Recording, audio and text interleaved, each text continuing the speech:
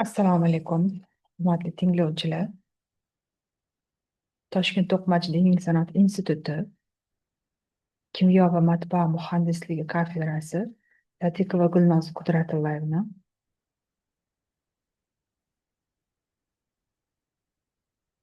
dissertatsiya mavzuyim paxta ipak aralash tolali to'qimachilik materiallarini kimyoviy pardozlash jarayonining nazariy asoslari deb nomlanadi. Shu dissertatsiya ishim bo'yicha qisqacha bayon etib bermoqchiman.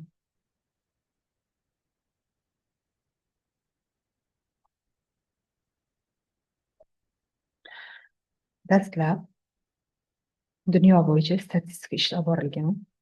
Dunyoda paxta yetishtiruvchi yirik davlatlarga Xitoy, Hindiston, AQSh, Braziliya va O'zbekistonni misol qilishimiz mumkin. Ipak yetishtirish bo'yicha Xitoy, Hindiston, O'zbekistonni tashkil qiladi. Tilla xomashyosini momiq miqdori 2023, 24, 25 yillarda keskin oshib bormoqda.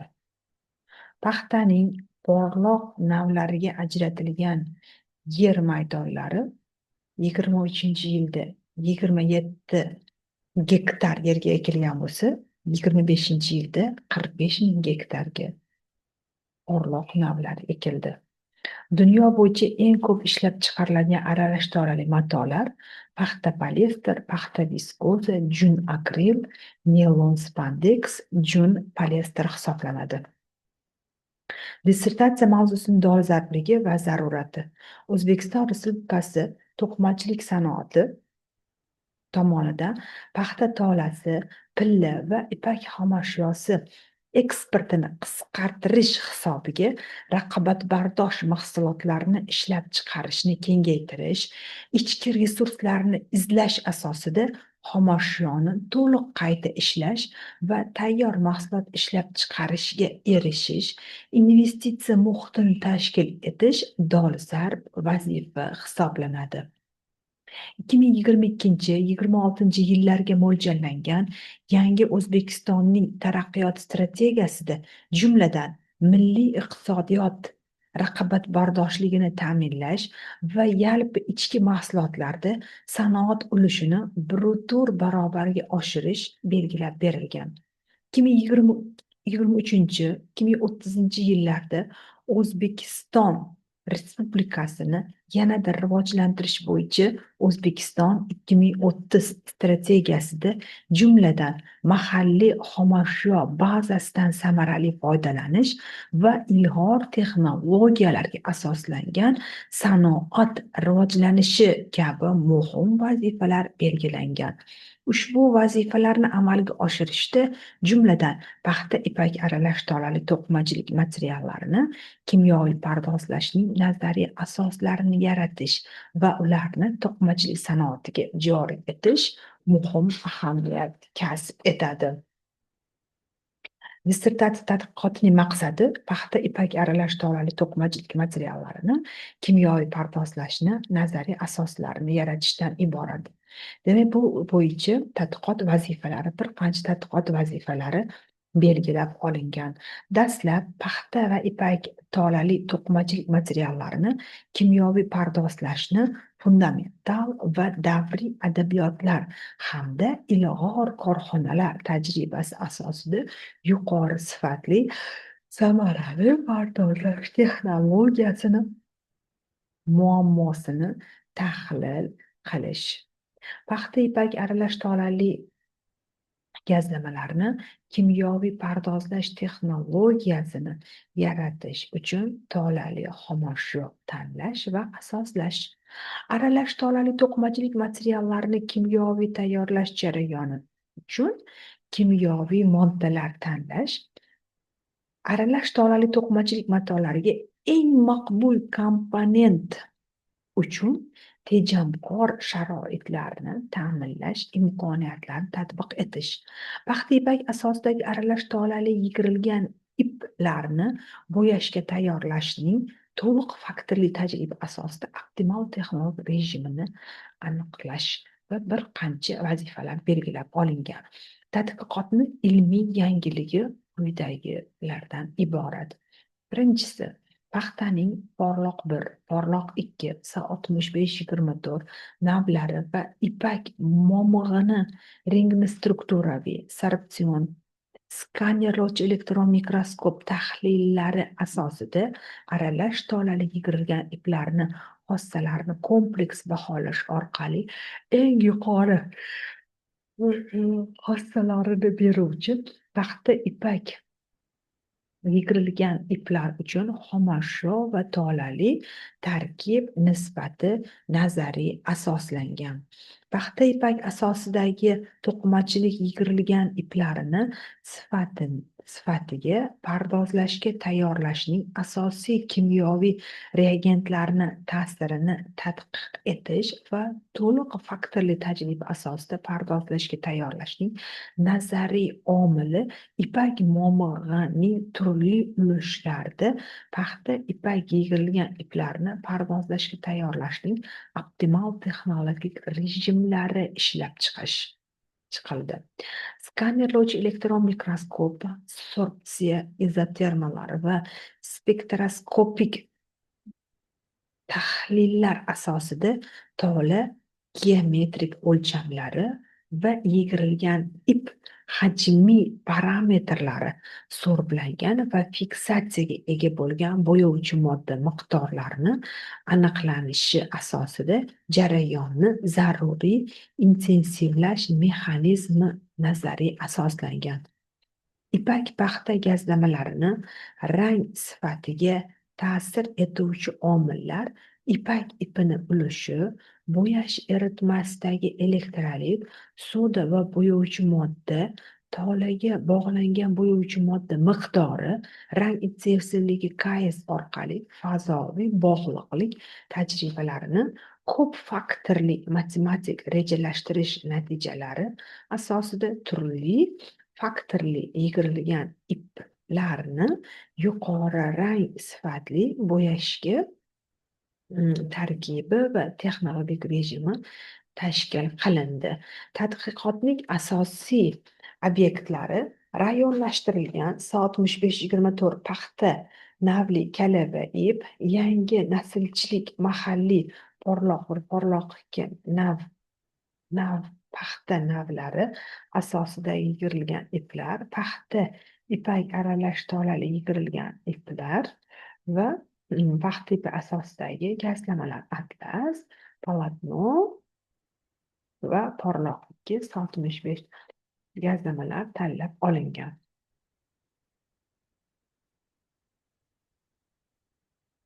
Tadqiqotning amaliy natijalari quyidagilardan iborat. Tajriba ishlarimizda dastlab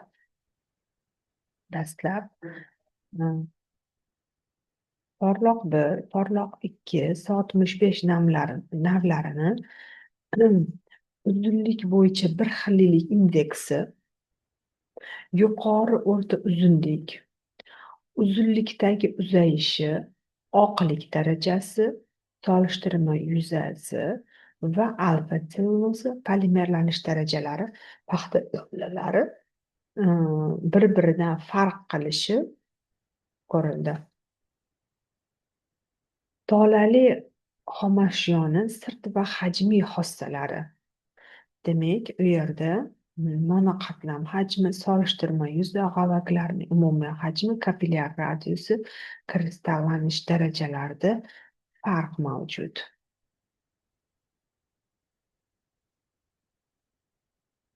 Demak,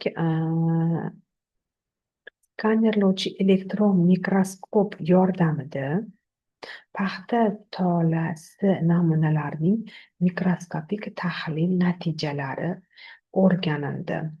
Bunga qaraganda, demak, tolani turli naslchilik geometrik ko'rsatkichlarda porloq 2 tola qalinligi boshqa tolalarga qaraganda eng ingichka tolaligini ko'rsatdi. Bu eng ingichkaligi, demak, bu tola boshqa navlarga qaraganda mayilligini bildiradi.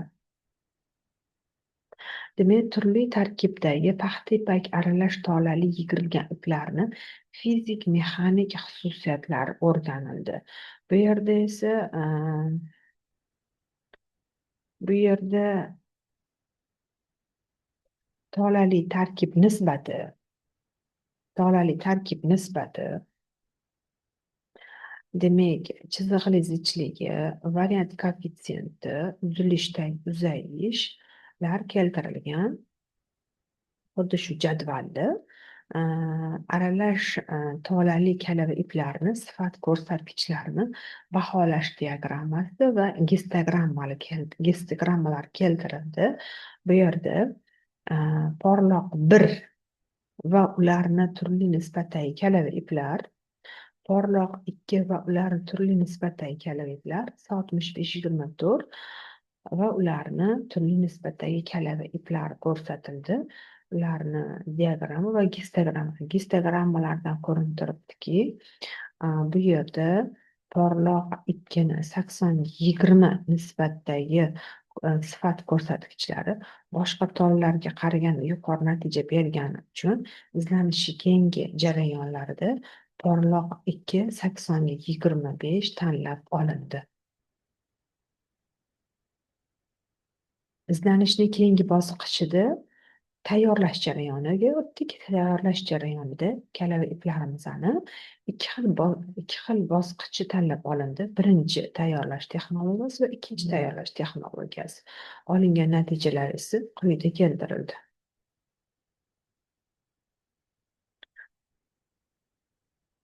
Natriy karbonat, ferment, vodorod peroksid, uzilishdagi oqlik, cho'ziluvchanlik, uziluvchanlik ko'rsatkichlari aniqlandi. Paxta ipak aralash kalava iplarini tayyorlashning quyidagi texnologik rejimi taklif etildi.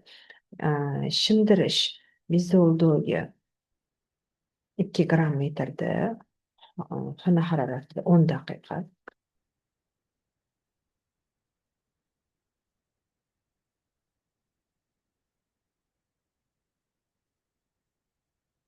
Qaynatish,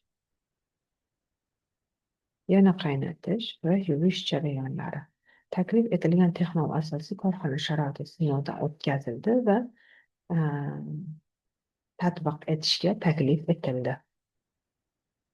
Izlanishning keyingi bosqichida turli tarkibli paxta ipak asosidagi kalava iplarni tayyorlash jarayoni to'liq faktorli tajriba asosida 2 parallel tajriba o'tkazish rejasi tuzib olindi. Bunga asosan kiruvchi faktorimiz birinchisi ipak ipini ulushi, vodorod peroksid, silikat va natriy karbonatlarni maksimal va minimal qiymatlari tanlab olindi va bu qiymatlar asosida regressiya tenglamalar tuzildi.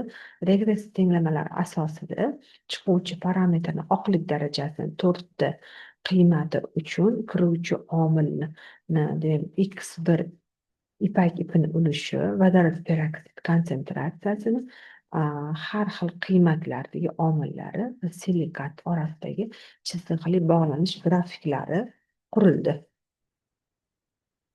Va izlanishning keyingi bosqichda aralash kalava iplarni bo'yash sifatiga bo'yovchi modda konsentratsiya ta'siri o'rganildi. Bo'yovchi moddani tolaga bog'langan bo'yovchi modda miqdori, bo'yovchi moddadan foydalanish darajasi, rang intensivligi, ravonliklar ko'rsatkichlari o'rganildi. Izlanishi keyingi bosqichida paxta ipak asosida aralash kalava iplarni bo'yash sifatiga to'liq faktli tajriba asosida o'rganildi. Bunda esa grafik tahlillarda intensivlikni haroratiga va ulushga kichik qiymatlardagi ta'siri va uni qiymatlari o'rtasidagi fazoviy grafiklar o'rganildi. Bu tolaga bog'langan bo'yovchi modda miqdori, rang intensivligi KS, rang intensivligi KS va rang ravonligi o'rganildi. Izlanishi keyingi bosqichda paxta va paxta ipak tolasi va ular asosidagi kalava iplarni diametrlari o'rganildi. va bifunksional moddalar ishtirokida bo'yash eritmasi tarkibi taklif etildi. Bunga nisbatan bifunksional moddalar sifatida etilen glikol, etilen xlorgidrin, etilen glikol bifunksional moddalar tanlab olindi. Natijalar esa quyidagi jadvalda keltirildi. Va izlanishi keyingi bosqichida paxt tipi asosida aralashtiruvchi to'qimachilik materiallariga bentonit kalsiy ta'sir o'rganildi va ularga asosan ularni spektr natijalari keltirildi. Undan keyin paxta tolasi asosida matodan yarim uzluksiz sovuq tilda portlash tayyorlash ketma-ketligi tanlab olindi. Bunga nisbatan eritma bilan shimdirish, siqish, o'rash va saqlash davomiylari keltirildi. Demak, fermentativniy обработка, fermentli va fermentsiz tarkiblar o'rganildi.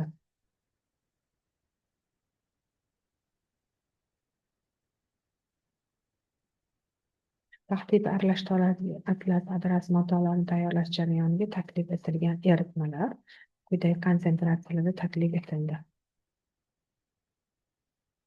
Aralashtiruvchi to'qimachilik materiallariga gul bosish texnologiyalari o'rganildi va mavjud texnologiyaga biz qo'shdik. Bentonit konsentratsiya ta'sirlari ham o'rganildi. Bu jadvalda bo'yovchi modda konsentratsiyasi